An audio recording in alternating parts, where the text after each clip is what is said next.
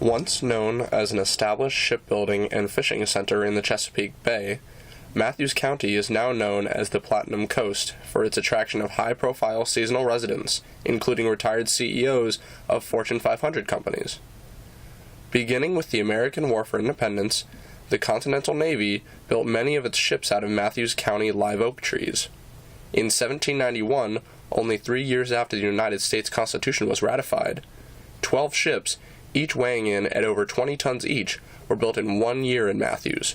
Over the next 30 years, roughly a third of the ships built in Virginia were built in Mathews.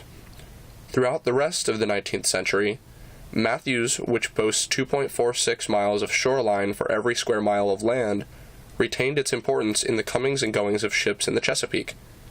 It also saw the birth of a thriving fishing industry due to the introduction of the pound net, now banned in the Chesapeake, by a fisherman from New York in the 1840s. Before, fishing had been part of Mathews' identity, but not practiced on as large of a scale. This now highly practiced way of life included fishing for oysters, clams, and crabs, and reached its height in the early 20th century. This way of life was prominent in Deltaville, which was in neighboring Middlesex County as well. In Deltaville, at one time, you either went and worked in the water, or you went to college. It was one of them two. At the start of the 1900s, men of Mathews still partook in all manner of areas relating to the sea, as boat builders, fishermen, merchant marines, and many even succeeding to the captaincy. It was often said that the sun never set on Mathews County seamen, showing boating was so deeply ingrained in who they were that men from Mathews County were spread across the globe while still being a part of what they valued most. Leading into World War II, Mathews men played a large role in the U.S. Navy. In 1 year, 1942, 15 Mathews men were killed when their ships were hit by German U-boats. Because of this large sacrifice by the county, the U.S. Navy even commissioned an attack transport ship named the USS Mathews. After World War I, there was a marked decline in the Chesapeake Bay seafood industry, and Mathews felt the brunt of it due to bayside counties such as Mathews drastically depleting the fish supply. Besides a brief resurgence during World War II, the seafood industry never regained its former importance in Mathews. Additionally, most of Mathews and other coastal counties, traditional steamboats had been requisitioned by the government during World War II, effectively halting or rerouting all of the services previously held by the steamboats. This meant that once World War II had ended, the services that the traditional steamboats had previously performed were no longer needed. Consequently, after World War II, both Mathews' Chesapeake seafood industry and boating industry had been fundamentally altered. The evidence suggests that World War II served as a tipping point for the Mathews County economy, and way of life for that matter, which showed the first signs of a major change in culture since the 19th century. Although many Mathews County residents, such as Catherine Hendrick, don't really mark a change until the late 20th century, the blueprint for the change was established with the end of the war.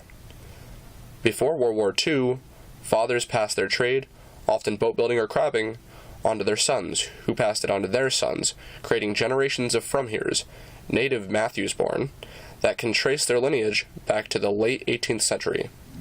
After the war, multiple examples exist of final generations of boat builders, or even of family, living in the county. Willard Norris, a from-here boat builder from the neighboring Middlesex County, is also the last true boat builder in his family, with slight exception to one of his sons, who has occasionally helped him build boats. The previously mentioned Catherine Hendrick, a from here with salt water in her veins, is proud of her family tree, which goes back to a boat-building ancestor at the end of the 18th century. Hendrick notes that it is a point of pride to document and remember her family's history in Mathews. She even went so far as to keep a copy of the original form signed to register the ship the Rattlesnake, built by a more recent ancestor, Gabriel Francis Miller, in 1804. Unfortunately, as previously mentioned, traditional boat building has greatly decreased, and all major boat building has now moved out of the county. Well, the seafood industry is no longer as vibrant as it was. I mean, it's actually, Mathews, we have a lot of people work down at the Newport News shipyard, and the seafood industry, it still exists, but it's not nearly as important as it once was. So we have other facilities, federal facilities down there close by, and we have a lot of people in Mathews that work down there. They take a bus and the shipyard and Fort Eustis and all those federal places, So the seafood industry is no longer that important to Mathews County, to tell you the truth. Mary Jo Robbins, another Mathews County from here, laments the changes that have occurred over the past few decades. While generally liking and accepting of come-heres, people not from Mathews County who visit or move in, Robbins remarks that she misses the old small-town charm of being able to know everyone she lives near. She expresses a sadness that she is the last of the old way of Mathews, and that more come-heres, while overall nice, are the new age and usually want to change things when they arrive. Both Catherine Hendrick and A.J. Hurst, a Mathews County native crabber, note that come-heres shouldn't want to change anything about Mathews, or else Mathews will turn into the very place they were trying to escape from. A lot of the, in quotes, come-heres want to make changes, and I think, they need to stop and realize that if they change things to the cityfied things that they're used to, Mathews is not going to be the lovely, tranquil place that appealed to them in the first place. Jim Brown, a self-described radical fringe boat-building come-here, seconds this idea of escapism as the primary reason why people would or should get into boating.